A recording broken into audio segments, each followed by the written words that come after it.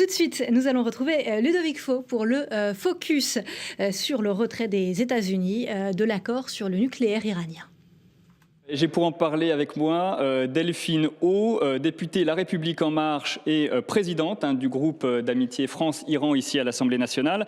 Alors ce matin, le ministre des Affaires étrangères, Jean-Yves Le Drian, a estimé que malgré la décision de Donald Trump, l'accord sur le nucléaire iranien n'était pas mort. Concrètement, qu'est-ce que ça veut dire? Parce qu'à partir du moment où les États-Unis se retirent de cet accord et rétablissent les sanctions contre l'Iran, on voit mal comment cet accord peut encore exister.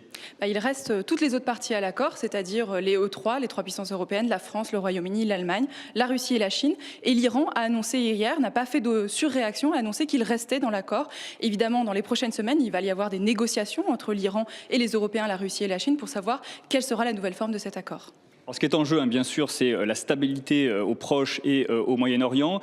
Dès hier, Emmanuel Macron a tenté de reprendre la main en publiant un communiqué commun avec la première ministre britannique et la chancelière allemande. Concrètement, que doit faire l'Europe sur ce dossier?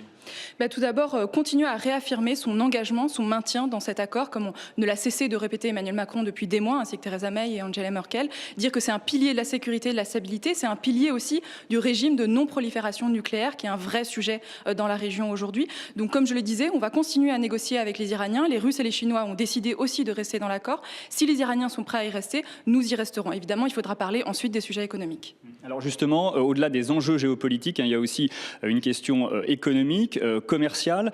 Bruno Le Maire, ministre de l'économie, a dit ce matin qu'il estimait pas acceptable que les États-Unis s'érigent en gendarmes économiques du monde, et l'Élysée a fait savoir que les Européens feraient tout pour préserver les intérêts de leurs entreprises en Iran.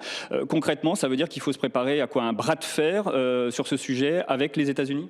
Alors cette question, elle n'est pas nouvelle. Ça fait déjà des mois et des années qu'on y travaille. Ça fait plusieurs années qu'il y a ce problème de l'extraterritorialité des sanctions américaines qui font qu'elles peuvent affecter directement des entreprises françaises, allemandes, anglaises, même si elles ne sont pas américaines. Donc aujourd'hui, ça fait des mois qu'on travaille sur ces sujets. Il faut inventer des nouveaux outils juridiques. Il y avait en 1996 un règlement de l'Union européenne qui visait à protéger les entreprises européennes justement de ces sanctions américaines. Peut-être qu'il faut réactiver ce règlement. En tout cas, il faut que la solution, elle soit nécessairement au niveau européen. Dernière question, plus politique, plus politicienne.